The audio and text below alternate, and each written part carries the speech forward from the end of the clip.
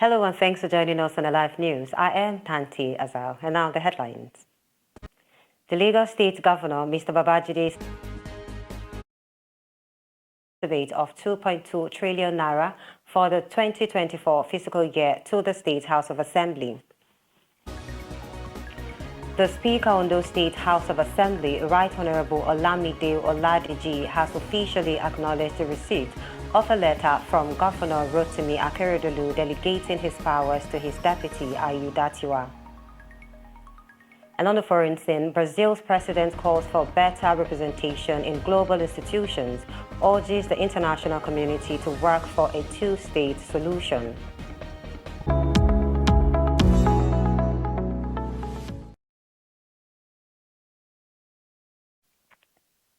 And now the news in detail. The Lagos State Governor, Mr. Babajide Sanwo-Olu, on Wednesday presented a budget estimate of 2.2 trillion naira for the 2024 fiscal year to the State House of Assembly. The budget, entitled Budget of Renewal, was presented at the chamber of the Lagos State House of Assembly Complex, Alausa, Ikeja. The proposed budget comprises of 1.02 trillion naira recurrent expenditure, which is 45% of the total budget, and 1.22 trillion naira capital expenditure, which is 55% of the budget. The governor noted that the 2024 appropriation proposal will further cushion the effect of the fuel subsidy removal and other economic hardships on the people of Lagos.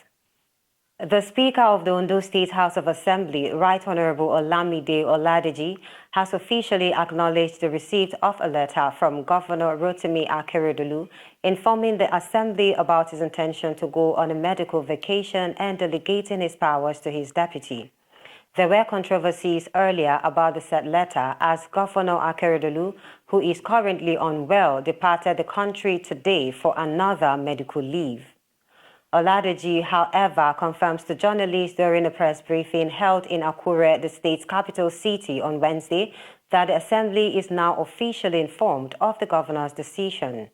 Aiyedatiwa explains that the transfer of power was necessary as doctors had advised the ailing state leader to attend to his health. In other story, the World Bank has stated that the federal government may still be paying for fuel subsidy, considering that fuel prices are currently not cost-reflective in the country. The bank's lead economist for Nigeria, Alex Sianat, reveals this during his presentation of the Nigerian Development Update December 2023 edition, titled Turning the Corner from Reforms and Renewed Hope to Result, on Wednesday in Abuja. During the event, which is hybrid, he noted that based on the official exchange rates today, fuel should cost 750 naira per litre. In another development, the Central Bank of Nigeria has announced a suspension of applications for new loans under its Development Finance Intervention Funds program. The CBN made this known in a circular to the chief executives of banks signed by the Acting Director, Development Finance Department, Saad Hamidu. The suspension presents a significant shift in its approach to develop finance intervention funds, which was previously considered a cornerstone of the central bank. The Apex Bank also charged deposit money banks with the recovery of previously granted loans under the scheme. And away from that, the candidate of the All Progressives Congress for Amuwo Odofin Constituency 2 at the Lagos State House of Assembly, Honorable Rauf H. Suleiman, has taken his oath of office. H. Suleiman took the oath of office on Wednesday before Speaker Mudashiru Obasa and other lawmakers just before the presentation of the 2024 budget by Governor Babajide Sanwo-Olu. With this oath, he replaces Olukayode Doherty of the Labour Party, who was recently sacked by the Court of Appeal. Speaker Obasa, while welcoming him, urged the lawmaker to cooperate with his colleagues and constantly remember those he represents.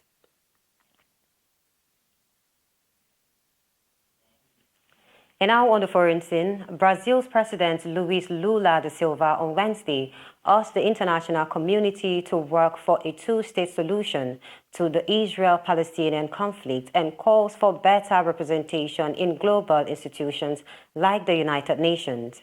Speaking at a preparatory meeting of Sherpas ahead of the November G20 meeting that Brazil will host, Lula says Brazil will continue to work for a permanent ceasefire that allows humanitarian aid to enter Gaza and for the immediate release of all hostages held by Hamas.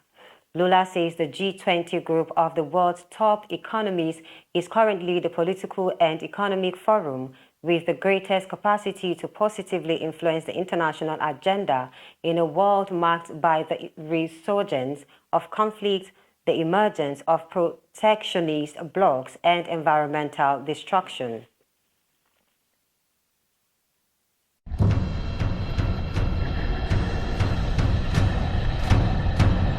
Hello and welcome to Live News.